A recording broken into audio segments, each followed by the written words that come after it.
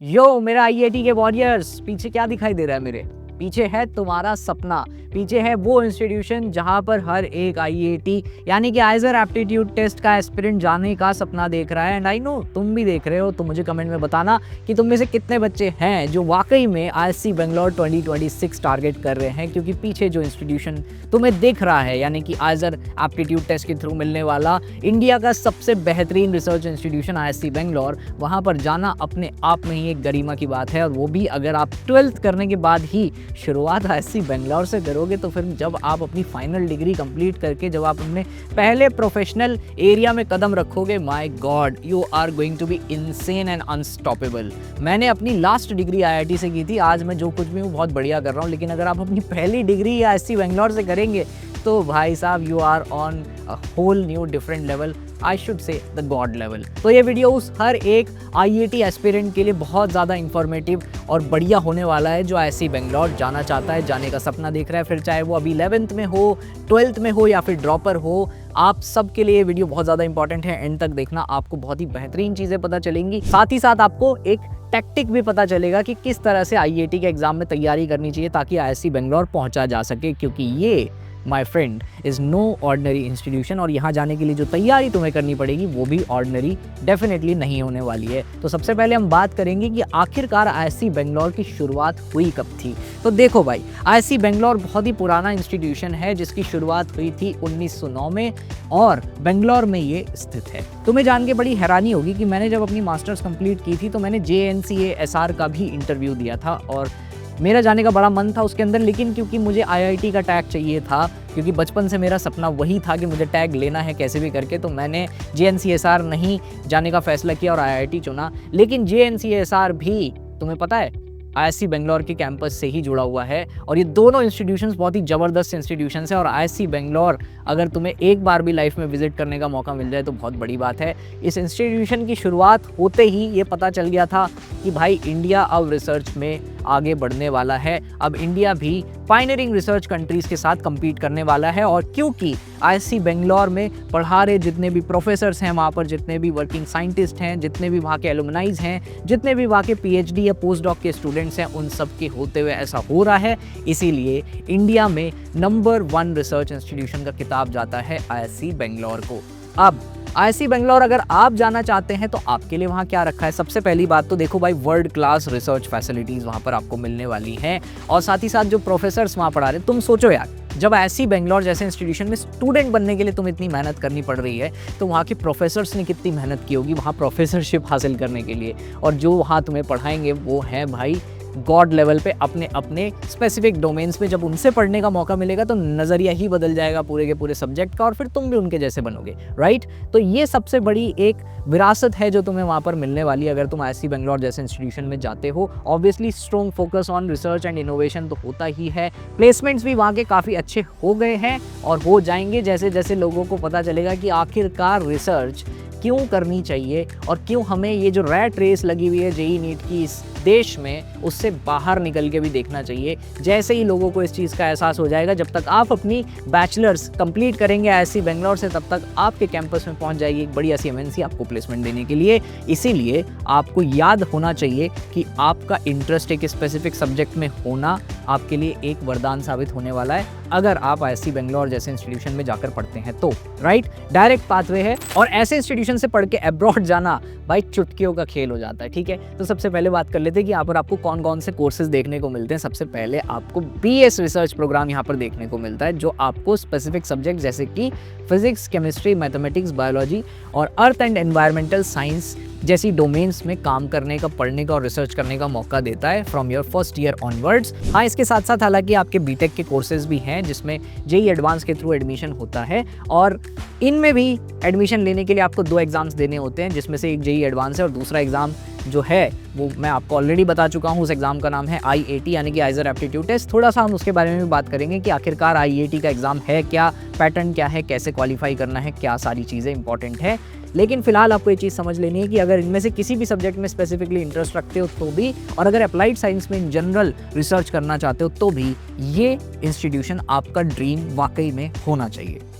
Coming to the next point is that what is IAT यानी कि आइजर aptitude test आखिरकार है क्या। तो देखो, आइजर एप्टीट्यूड टेस्ट जो है एक ऐसा एग्जामिनेशन है जिसने एक जिम्मेदारी उठाई है इंडिया के बेस्ट रिसर्च माइंड्स को एक तरीके से तैयार करके, इकट्ठा करके एक ऐसे इंस्टीट्यूशन में छोड़ के जाना है जहाँ से आगे वो अपने रिसर्च कल्चर को, अपने रिसर्च डोमेन को, स्पेसिफिक सब्जेक्ट के डोमेन को बहुत ज़्यादा इम्प्रूव करते करते, आगे बढ़ते बढ़ते अपनी साइंटिफिक क्यूरियोसिटी को फॉलो करते करते इंडिया का नाम रोशन करे और मे बी नोबेल प्राइज़ जीत के लाए इंडिया के लिए, राइट। तो यहाँ पर IAT का एग्ज़ाम यानी कि आइजर एप्टीट्यूड टेस्ट, जो कि आइजर्स और ISC Bangalore, not just that, IITs और IACS कोलकाता जैसे इंस्टीट्यूशंस में एडमिशन के लिए लिया जाता है, उसको आपको क्वालिफाई करना होगा। IAT का एग्जाम टोटल 240 मार्क्स का होता है, जिसमें से 60 मार्क्स के 4 subject physics, chemistry, math and biology पूछे जाते हैं। हर एक सब्जेक्ट अपने आप में ही कंपलसरी है।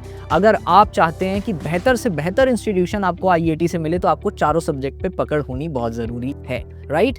और अभी मैं आगे जाके आपको ISC बेंगलोर में पहुंचने के लिए कितनी कट ऑफ आपको क्वालिफाई करनी पड़ेगी, कितने मार्क्स क्वालिफाई करने पड़ेंगे, वो भी बताऊंगा, राइट। तो बने रहना।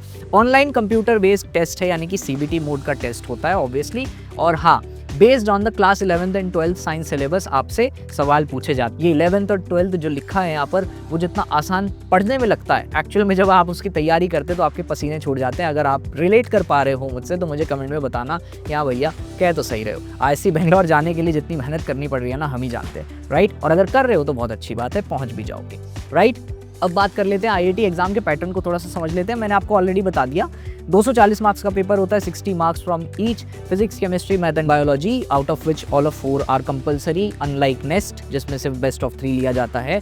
टाइम आपके पास होता है 3 घंटे का बच्चों। 3 घंटे में 4 सब्जेक्ट अटेम्प्ट करना, वो भी हाई एक्यूरेसी के साथ, बहुत ही मुश्किल काम होता है, इसलिए प्रैक्टिस बहुत ज़्यादा चाहिए। अगर प्रैक्टिस करने के लिए आपके पास सही मटेरियल नहीं है, आपके पास मॉक्स नहीं है, तो घबराओ मत, क्योंकि साइस्ट्रा ने आपके लिए ऑलरेडी बहुत अच्छे अच्छे मटेरियल्स और आपके लिए बहुत अच्छी अच्छी टेस्ट सीरीज़ लॉन्च कर रखी है। आपको बस पता होना चाहिए, जिनके सारे लिंक्स आपको नीचे डिस्क्रिप्शन में मिल जाएंगे, आप चेकआउट कर सकते हैं। मैं वो बता देता हूँ, उदाहरण के लिए अगर आप IAT की तैयारी कर रहे हैं, आपको लगता है आपका सिलेबस कंप्लीट है, क्वेश्चन प्रैक्टिस के लिए मटेरियल चाहिए, तो IAT की मॉक टेस्ट बुक आप ट्राई कर सकते हैं, जिसके वीडियो सोल्यूशंस भी आपको उसके साथ मिलने वाले हैं। आप हमारी IAT की PYQ बुक भी ट्राई कर सकते हैं, और अगर कॉन्सेप्ट थोड़ा सा और डिटेल में पढ़ना चाहते हैं तो मास्टरिंग बुक्स भी आपके पास हैं ही, PCMB ऑल 4 सब्जेक्ट्स के लिए, तो लिंक डिस्क्रिप्शन में चेक कर लेना, राइट।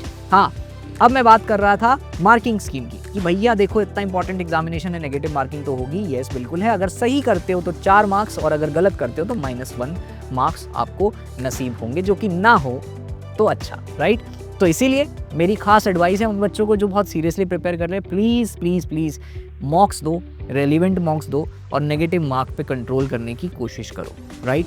अब सवाल ये आता है कि अगर तुम्हें ये भी नहीं पता है कि रेलिवेंट मॉक्स कहाँ से दे, तो भी टेंशन मत लो, क्योंकि साइस्ट्रा की फोकस और AITS सीरीज़ भी लाइव है, तुम उसे भी ज्वाइन कर सकते हो, राइट। चलो आ जाओ। एलिजिबिलिटी क्राइटेरिया किसका? IAT का नहीं, ISC बेंगलोर का एलिजिबिलिटी क्राइटेरिया। देखो, पहला ISC बेंगलोर का एलिजिबिलिटी क्राइटेरिया सबसे इंपॉर्टेंट है कि आपके पास 12th क्लास में मैथमेटिक्स कंपलसरी होना चाहिए। यानी कि अगर आप 12th क्लास में PCM या फिर PCMB के स्टूडेंट हैं तो आप एलिजिबल माने जाएंगे, कॉन्ग्रेचुलेशंस। लेकिन अगर आप नहीं हैं और अपनी 11th में हैं तो आप बेसिकली ओपन स्कूलिंग से 12th करके यानी कि PCM करके बाद में अप्लाई कर सकते हैं। लेकिन जो बच्चे 12th में अनफॉर्चुनेटली शायद उनके लिए उतना टाइम नहीं है, और जो बच्चे ड्रॉपर हैं उनके लिए भी शायद उतना फिजिबल ना हो, बट कोई बात नहीं, ठीक है। और भी अच्छे अच्छे इंस्टीट्यूशंस हैं आप लोगों के लिए, घबराने की ज़रूरत नहीं है। तो मैथ्स होना कंपलसरी है बच्चों, ठीक है। उसके अलावा 12th क्लास में मिनिमम 60% आपका एग्रीगेट होना चाहिए।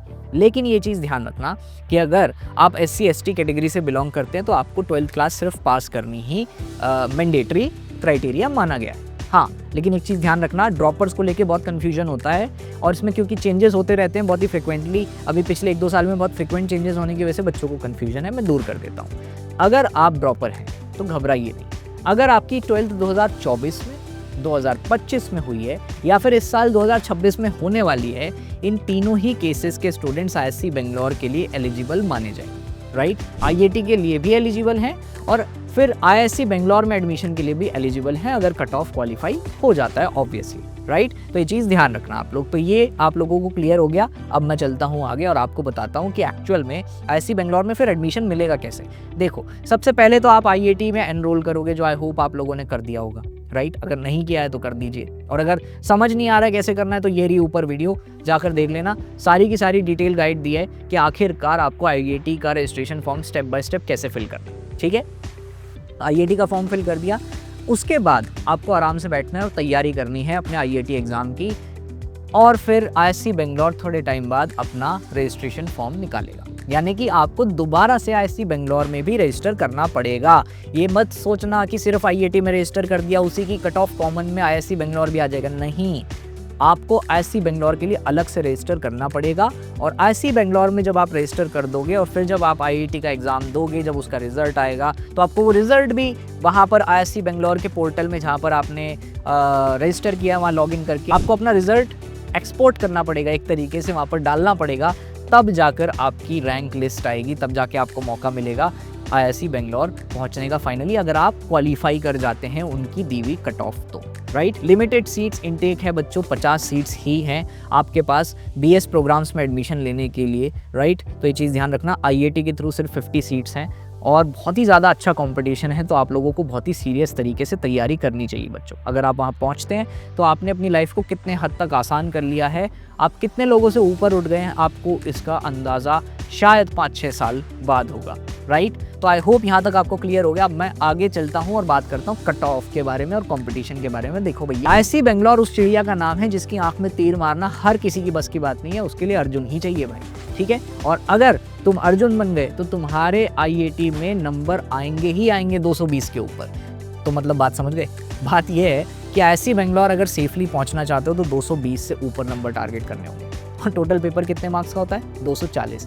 यानी कि 240 में से सिर्फ 20 मार्क्स ही हैं जिसमें तुम लिबर्टी ले सकते हो, उसके अलावा नहीं। 220 नंबर तो तुम्हें चाहिए ही चाहिए। अब बात ये आती है भैया 220 नंबर, यहाँ पे 215 प्लस लिखा है, लेकिन तुम पार्थ भैया की बात मानोगे ना, 220 ठीक है, 220 उससे ऊपर ही रखो तो डेफिनेटली सिलेक्शन हो जाएगा ISC बेंगलोर में। लेकिन आएंगे कैसे?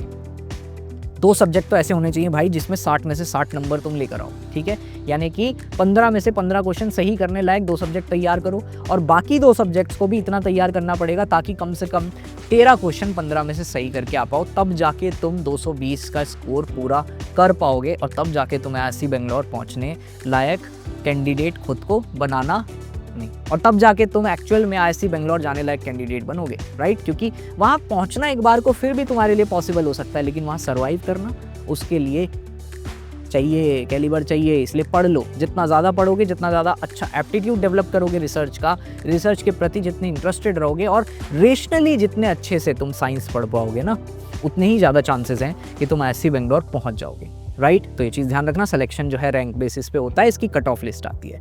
फर्स्ट कट ऑफ लिस्ट आएगी और फिर सेकंड कट ऑफ लिस्ट आएगी, लेकिन first cut off list JEE advance वाले बच्चों के लिए होती है और सेकंड कट ऑफ लिस्ट जो है वो IIT वाले बच्चों के लिए होती है, तो दोनों अलग अलग होती हैं। इसलिए हाँ, आप इसमें JEE एडवांस से भी अप्लाई कर सकते हो, इसके जो BS रिसर्च प्रोग्राम्स हैं, और आप IIT के थ्रू भी अप्लाई कर सकते हो। लेकिन जो IIT के एस्पिरेंट्स हैं उनके लिए थोड़ा सा अपर एज है, क्योंकि उसके साथ साथ और भी रिसर्च इंस्टीट्यूशंस में उनको एडमिशन मिल सकता है BS प्रोग्राम्स, जैसे कि 7 आइजर्स हो गए, अब तो IACS कोलकाता भी है, और उसके अलावा आपके 2 IIT गुवाहाटी और IIT मद्रास के BS रिसर्च प्रोग्राम्स भी हैं, है ना।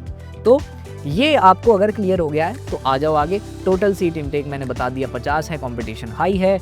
और प्रिपरेशन कैसे करें? देखो यार, प्रिपरेशन करने के लिए सबसे पहले NCERT तो बेसिक होता ही है, सबको NCERT भर के क्वेश्चन तो आने ही चाहिए बेयर मिनिमम। ठीक है, लेकिन उसके अलावा बहुत कुछ है अगर ISC बेंगलोर पहुंचना चाहते हो। सबसे पहले तो जहां पढ़ रहे हो वहां का जो स्टडी मटेरियल है वो बहुत अप्रोप्रिएट होना चाहिए। सहस्त्रा में पढ़ रहे हो तब तो फिर टेंशन ही नहीं लेनी स्टडी मटेरियल की, क्योंकि यहाँ के मेंटर्स तो खुद ही आइजर, नाइजर, ISC बेंगलोर और ऐसे ही तमाम इंस्टीट्यूशंस के प्रोफेसर से पढ़ के आ चुके हैं, तो उनके माइंड्स को बेहतर जानते हैं, समझते हैं कि किस तरह का पेपर वो बना सकते हैं। या फिर I am not talking about predicting the paper exactly, but I am talking about preparing the student for the same mindset, right, that we can do much better, right, और I should say that we are the only one who can do this right now in India. तो आप उस पर faith कर सकते हैं। अब मान लीजिए आप सहस्त्रा के स्टूडेंट हैं तो आपको मिलेगी DPP, आपको मिलेंगे बहुत सारे रेलिवेंट IIT और नेस्ट के मॉक्स। ठीक है, जिसमें से मैं IIT की बात कर रहा हूँ तो आप IIT के मॉक्स देंगे, उनको एनालाइज करेंगे, अपने मेंटर्स से बात करेंगे, तो आप एक टच में रहेंगे सब्जेक्ट की रेलिवेंसी के साथ, और आपका NCERT से बहुत ऊपर के लेवल की जो प्रिपरेशन का जिम्मा है वो ऑलरेडी पूरा हो चुका होगा। फिर आप PYQs प्रैक्टिस करेंगे। PYQs में अगर आपको सारे कॉन्सेप्ट समझ में आ रहे हैं तो इसका मतलब आप ऑलमोस्ट 70-80% पहुँच चुके हैं टुवर्ड्स ISC बेंगलोर। लास्ट के 20% बचते हैं बच्चों, यहाँ से वहाँ जब एग्ज़ाम में लेके जाओगे इन्फॉर्मेशन, वहाँ रखते कैसे हो उसकी बात है, ठीक है। और उसको सीखना है तो टीचर्स से आपको बात करनी होगी, टीचर्स आपको गाइड करेंगे, तब आपको समझ आएगा कि भैया 240 में से 230 नंबर कैसे आते हैं। हाँ, अगर देखना चाहते हो बहुत सारे इंटरव्यूज़ जो है टॉपर्स के साइंस्टा के मेन चैनल पे, इसी चैनल पे जिस पे वीडियो देख रहे हो उस पे है, जाकर देख सकते हो, उनकी स्ट्रैटेजी से कुछ सीख सकते हो तो सीख लेना, राइट। हाँ, रिवाइज़ करना बहुत ज़रूरी है और टाइम मैनेजमेंट भी बहुत ज़रूरी है। ये सारी चीज़ें वैसे हमारे 3.0 कोर्सेज़ में पर्सनलाइज मेंटरशिप में सिखाए जाते हैं, इसलिए बच्चों को बहुत बेनिफिट भी होता है। और ऐसा नहीं है कि 2.0 1.0 कोर्सेज़ में नहीं सिखाए जाते हैं, बट या 2.0 1.0 कोर्सेज़ में बच्चों का उतना इंटरेक्शन नहीं जितना 3.0 में होता है। तो येस, जितना आप खुद में सीरियस हैं उतना आपको बाहर की ज़रूरत कम पड़ेगी, और जितना आपको लगता है कि आप खुद में थोड़े से कम सीरियस हैं, आपको लगता है कि मेरी तरह हो, गलतियां कर देते हो, इंसान ही है, तो अगर हाथ रहे किसी का सर के ऊपर तो प्रिपरेशन अच्छी हो जाती है और सिलेक्शन भी हो जाता है, राइट।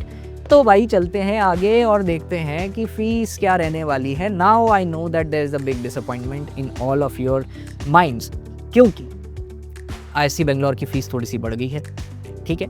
आई नो आपको लग रहा होगा कि भैया एक ही तो रिसर्च इंस्टीट्यूशन है, नहीं बढ़नी चाहिए थी। इसके ऊपर आप नहीं बल्कि बहुत सारे जो रिसर्चर हैं वो उन्होंने अपना कंसर्न दिखाया था, लेकिन क्योंकि यार ISC बेंगलोर जितना तुमसे पैसा ले रहा है उससे इन रिटर्न तुम्हें ज़्यादा दे भी रहा है ना, in terms of quality education, in terms of quality infrastructure, जितने भी सारे आपके कैंपस की फैसिलिटीज़ हैं या जो भी आपके साइंटिफिक जितने भी इंस्ट्रूमेंट्स हैं, उन सब को देखते हुए वो आपको टॉप नॉच एक तरीके से एक एक्सपीरियंस दे रहा है ना, जिससे आप ऑलरेडी रिसर्चर बन चुके होगे जब तक आप BS यहाँ से क्वालिफाई करोगे। तो जो इनकी फ़ीस है which is 80,000 per year, recently change हुई है, ठीक है। Tuition fees has increase from 10 to 80, right. तो ये 80,000 भी जस्टिफाइड है, एटलीस्ट उन घपलेबाज बीटेक कॉलेजों से तो बहुत अच्छा है जो तुमसे 12-12, 15-15 लाख रुपए ले लेते हैं, उसके बाद तुम्हें बिल्कुल अबेंडन कर देते हैं। तुम देखते जाओ तुम क्या करने वाले हो, अपना तुम देख लो भैया, हमें कोई मतलब नहीं है। तुम्हें चाहे उसी कॉलेज में गार्ड की नौकरी मिल जाए या फिर तुम्हें कोई बहुत अच्छी नौकरी मिल जाए, उसमें उनका कोई हाथ नहीं होता है और उनसे तो मैं कंपेयर ही नहीं कर सकता, right. ISC Bangalore is a very responsible institution और मुझे प्राइड होता है ये कहते हुए कि हम ऐसे इंस्टीट्यूशंस के लिए बच्चों को प्रिपेयर कराते हैं, राइट। तो स्कॉलरशिप्स भी होती हैं बेटा, जैसे आपकी 12th क्लास में अगर अच्छी परसेंटेज है तो इंस्पायर की स्कॉलरशिप है ना, और भी बहुत सारी स्कॉलरशिप प्रोग्राम्स वहाँ पर होते हैं। तो आप अगर एक मेरिटोरियस स्टूडेंट हैं, आपके अंदर कैपेबिलिटीज़ हैं, तो आप अवेल कर सकते हैं, डेफिनेटली। अफोर्डेबल भी है बाकी कॉलेजेस के कंपैरिजन में और कोर्सेज के कंपैरिजन में अगर आप देखो तो काफ़ी अच्छा रिटर्न इन्वेस्टमेंट रेशियो आपको मिलने वाला है compare to what you are actually giving to the institution, ठीक है। अब सबसे इम्पॉर्टेंट कि भाई फाइनली करियर अपॉर्चुनिटीज़ आपको क्या क्या मिलने वाली है। देखो यार, ये कोई बताने वाली बात नहीं है यार। इंडिया में अगर तुम ISC बेंगलोर से करियर नहीं बना पा रहे तो तुम कहीं से नहीं बना पा रहे थे। तुम समझ रहे हो मेरी बात। ISC बेंगलोर में अगर तुम पहुंच गए हो ना, तो तुम्हारे अंदर वो सारी क्वालिटीज़ हैं जो एक अच्छा करियर बनाने के लिए चाहिए, और यही तो हम नहीं समझ रहे। हमें लगता है कि डिग्री से नौकरी मिलती है। नहीं भाई, डिग्री से नहीं मिलती है नौकरी। नौकरी मिलती है कैपेबिलिटी से, स्किल्स से, और वो स्किल्स ऑलरेडी डेवलप हो गई हैं आधी जब तुम तैयारी कर रहे थे और जब तुम पहुंचने लायक बने, और आधी हो जाती है जब तुम उस एनवायरनमेंट में इतने बढ़िया बढ़िया प्रॉफ्स जिन्होंने पूरी दुनिया देखी है, जो 30-30 साल से रिसर्च कर रहे हैं, उनकी छत्रोछाया में जब तुम पढ़ते हो, समझते हो चीज़ें, जो आधा बचा हुआ तुम्हारा एप्टीट्यूड है वो वहाँ से अच्छा हो जाता है। तो फिर जब तुम BS प्रोग्राम्स करके निकलोगे इन इंस्टीट्यूशन से, जैसे ISC बेंगलोर, आइजर्स, नाइजर्स से, IACS कोलकाता से, तो फिर तो तुम्हारा कोई कंपैरिजन ही नहीं होगा, है ना, अगर तुमने अच्छे से करी है तो येस मेरे भाई, इसीलिए ISC बेंगलोर का सपना है तो छोटा मोटा सपना नहीं है। Feel proud of it, right.